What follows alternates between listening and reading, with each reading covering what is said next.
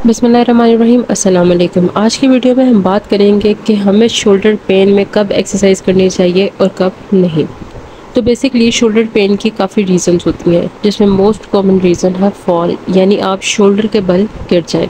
अब गिरने की वजह से क्या होता है कि जो अफेक्टेड मसल है उसमें पेन और स्वेलिंग आ जाती है, और बाज़ दफ़ा उस शोल्डर का कोई टेंडन है वो भी डैमेज हो जाता है, जिसे हम रोटेटर कफ टियर भी कहते हैं। रोटेटर कफ में 4 टेंडन्स होते हैं जिसने शोल्डर जॉइंट को पकड़ के रखा होता है। उसमें से अगर एक भी टेंडन डैमेज हो जाए तो हम उसे रोटेटर कफ टियर कहते हैं। अब इस रोटेटर कफ टियर की वजह से क्या होता है, बाज़ दफ़ा शोल्डर फ्रोजन शोल्डर की तरफ भी चला जाता है, और frozen shoulder second main cause है शोल्डर पेन की। फ्रोजन शोल्डर में जो शोल्डर है उसकी रेंजेस कम हो जाती हैं, यानी आप शोल्डर को पूरा ऊपर को उठाएं तो आपके शोल्डर में पेन आएगी, और उस पेन की वजह से आप शोल्डर को ज़्यादा उठा नहीं सकते। अब हम लोगों ने देखना है कि हमें किस कंडीशन में एक्सरसाइज करनी चाहिए और किस कंडीशन में नहीं।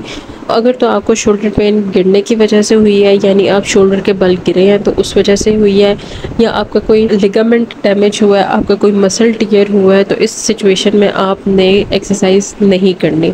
आपने फर्स्ट वीक अपने शोल्डर को रेस्ट देना है। अगर आपके पास स्लिंग है तो आपने स्लिंग लगा लेनी है, आइसिंग करनी है, मेडिसिन पेन किलर वगैरह लेनी है, और रात के टाइम आपने स्लिंग उतार के शोल्डर को जितनी उसकी रेंजेस है उसमें मूव करना है, यानी शोल्डर को आगे पीछे ऊपर नीचे इस तरह करना है। प्रॉपर एक्सरसाइज नहीं करनी, मतलब स्ट्रेचिंग नहीं करनी, आपने जस्ट शोल्डर की रेंजेस पूरी करनी है। आफ्टर 1 to 2 वीक्स आपने शोल्डर की एक्सरसाइज करना शुरू कर देनी है।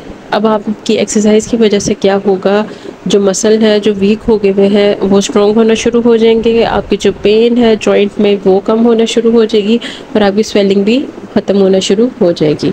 अब हम बात करेंगे कि हमें कब इनिशियली तौर पे हमें कब एक्सरसाइज करनी चाहिए। अगर तो आपको लग रहा है कि आपको फ्रोजन शोल्डर हो रहा है, यानी आपको कोई चोट नहीं लगी, कोई आपका मसल टियर नहीं हुआ, कोई आपका लिगामेंट डैमेज नहीं हुआ, लेकिन फिर भी आपको पेन है और आपकी रेंजेस कंप्लीट नहीं हो रही, यानी आप अपनी बाजू ऊपर को नहीं उठा सकते, तो इसका मतलब है कि आपको फ्रोजन शोल्डर हो रहा है।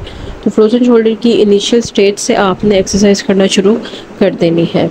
फ्रोजन शोल्डर में आपने प्रॉपर फिजियोथेरेपी करवानी है। आपने होम प्लान लाजमी फॉलो करने हैं, जिसमें होम के लिए कुछ एक्सरसाइज बताई जाती हैं, आपने वो प्रॉपर तरीके से फॉलो करनी है। उससे आपका फ्रोजन शोल्डर जल्दी हील होना शुरू हो जाता है। और अगर ये वीडियो आपको इन्फॉर्मेटिव लगी है तो काइंडली चैनल को लाइक करें, सब्सक्राइब करें और लाजमी शेयर करें। अल्लाह हाफिज़।